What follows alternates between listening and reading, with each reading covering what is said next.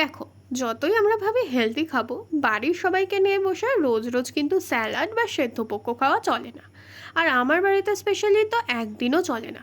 তাই সেদিনকে যখন ঠিক হলো রাত্রে চিকেন হবে, তাই সবার জন্য আলাদা আলাদা না বানিয়ে আমি বেছে নিলাম এই হালকা পাতলার মধ্যে চিকেন রেজালাটা।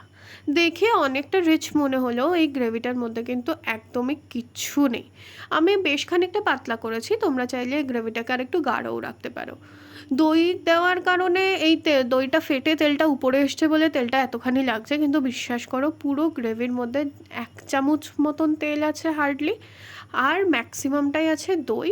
আর পুরো এতখানি গ্রেভিতে আছে ঠিক 1 চামচ কাজু পোস্ত বাটা। ব্যাস, আর কিচ্ছু না।